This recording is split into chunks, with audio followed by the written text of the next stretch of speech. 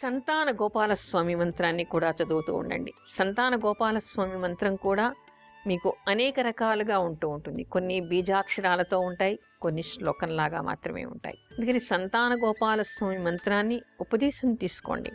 కృష్ణాష్టమి రోజు కూడా కృష్ణ భక్తుల దగ్గర, ఉపదేశం ఉన్నటువంటి వాళ్ళ దగ్గర ఉపదేశం తీసుకోండి. దంపతులిద్దరూ కూడా శ్రద్ధగా సంతాన గోపాలస్వామి మంత్రాన్ని జపిస్తూ ఉండండి.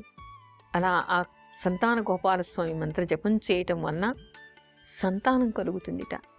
కృష్ణుడి అనుగ్రహం వలన సత్సంతానం కలుగుతుందిట. సత్సంతానం కలగటం అంటే అసలు విషయం తెలుసా మీకందరికీ? కృష్ణుడికి కొన్ని లక్షల మంది సంతానముట. కాకపోతే ఆయన అస్ఖలిత బ్రహ్మచారిట. అందుకే నెమలి ఈకను తల మీద పెట్టుకుంటాడట. అంటే ఆయన మామూలుగా అష్టభార్యలతో కానీ 16,000 మంది గోపికలతో కానీ మామూలు వాళ్ళలాగా కాపురం చేయటం వలన పుట్టినటువంటి వాళ్ళు కారు. ఆయన అనుగ్రహంతో వాళ్ళంతా సంతానవంతులైనటువంటి వాళ్ళు. అందుకని కృష్ణుడికి అస్ఖలిత బ్రహ్మచారి అయినప్పటికీ కూడా కొన్ని వేల మంది సంతానం ఉన్నారుట. 16,000 మంది గోపికలకి ఒక్కొక్కరికి 10 మంది సంతానముట. అష్టభార్యలకి కూడా ఒక్కొక్కరికి 10 మంది సంతానముట. అంటే వెరసి ఎన్ని వేల మంది సంతానము ఆయనకి గమనించండి. కానీ ఆయన మాత్రం అస్ఖలిత బ్రహ్మచారి. అందుకని కృష్ణుడిని పూజించటం వలన, సంతాన గోపాలస్వామి మంత్ర జపం చేయటం వలన సంతానం కలుగుతుంది కృష్ణుడి అనుగ్రహం వలన అంటారు. మామూలు వాళ్ళకి మామూలుగా సంతానం కలిగితే అది ఎలాంటి సంతానమైనా అయి ఉండవచ్చు. కానీ భగవంతుణ్ణి అర్చించిన తర్వాత పొందేటువంటి సంతానం మాత్రం సత్సంతానమై ఉంటుంది. ఎవరికైనా కావాల్సింది సత్సంతానమే కదా. అందుకని సత్సంతానం కోసం అని చెప్పేసి కృష్ణాష్టమి రోజు తెల్లవార్లు సంతాన గోపాలస్వామి మంత్రాన్ని జపించండి. కృష్ణుడి జననం గురించి కీర్తన చేస్తూ ఉండండి. అలా చేయటం వలన సత్సంతానం కలిగేటువంటి అవకాశం ఏర్పడుతుందిట.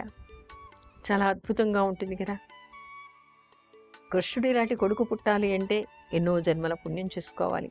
అలా అని సినిమాల్లో చెప్పినట్టు, టీవీల్లో చూపించినట్టు కృష్ణుడు అనగానే లీలాసుందరుడు అని, బయట తిరుగుతాడు అనేటువంటి అవహేళన మాటలు ఎప్పుడు కూడా మాట్లాడకూడదు. ఆయనది తాత్వికంగా ఆలోచించవలసినటువంటిది.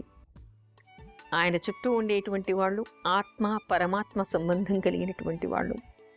ఆయన అస్ఖలిత బ్రహ్మచారి, యోగీశ్వరుడు ఆయన. అందుకని ఆయనను కొలవటం వలన జీవితంలో ఏ విధంగా నడవాలి అనేటువంటి మార్గనిర్దేశం చేసేటువంటి వాడు కృష్ణుడు. కృష్ణుణ్ణి నమ్మటం వలన, కృష్ణుణ్ణి ధ్యానం చేయటం వలన, కృష్ణాష్టమి పూజ చేయటం వలన, సంతాన గోపాలస్వామి మంత్రాన్ని జపం చేయటం వలన మీకు సత్సంతానం కలుగుతుంది. మీకు మార్గనిర్దేశం చేసి సరైనటువంటి మార్గంలో ఆయన నడిపిస్తాడు. కృష్ణుడు అంటే సినిమాల్లో చూపించినట్టుగా లీలా కృష్ణుడు అని మాత్రం అనుకోకండి. లీల చేస్తాడు ఆయన. ఎలాంటి లీల? మనని మాయ చేసి సజ్జనులకి రక్షణని, దుర్మార్గులకి శిక్షను ఇచ్చేటువంటి వాడు ఆయన. అమ్మా, అలాంటి వాళ్ళది నిజమైన ప్రేమ కాదు, అది వ్యామోహం. ఎగ్జాక్ట్లీ చిన్నత్త. నిజంగా ప్రేమించుకున్న వాళ్ళు అలా చేయరు. ఎంత మనసు విరిగిపోతే కన్న కూతుర్ని పట్టుకొని మా దృష్టిలో చచ్చిపోయా ఉంటుందా తల్లి? అది సరే అమ్మా, తన కూతురుతో తన మాట అనేటప్పుడు ఆమె మాటల్లో వ్యథ, కళ్ళల్లో బాధ గమనించావమ్మా? పెద్దబాబుకు బర్త్డే విషెస్ చెప్పు కూడా వెళ్ళాం కదా. ఊరికే ఎలా కాలిపోతుంది? మంట పెడితేనో పడితేనో తగలబడుతుంది.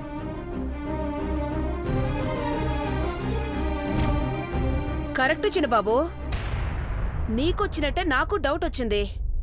పార్వతే షర్టును తగలబెట్టిందనుకుంటా.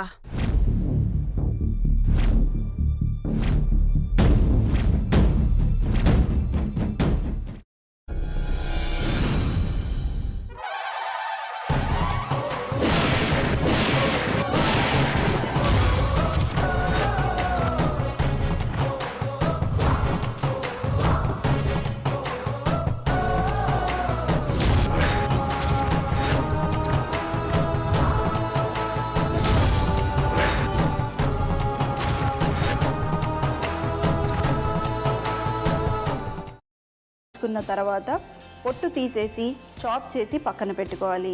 ఒక ప్యాన్లో కొద్దిగా నూనె వేడి చేసి అందులో ఆవాలు, మినప్పప్పు, శనగపప్పు, కరివేపాకు, సన్నగా తరిగి పెట్టుకున్న ఉల్లిపాయలు వేసుకుని 1 నిమిషం పాటు వేయించుకోవాలి. ఆ తర్వాత కాల్చి కట్ చేసి పెట్టుకున్న వంకాయని కూడా అందులో వేసుకుని బాగా మిక్స్ చేసి బౌల్లోకి ట్రాన్స్ఫర్ చేసుకుని అందులో తగినంత చిక్కటి పెరుగు లేదా పల్చటి పెరుగు వేసుకుని మిక్స్ చేసి అన్నంతో కానివ్వండి, చపాతీతో కానివ్వండి సర్వ్ చేసినా చాలా బాగుంటుంది.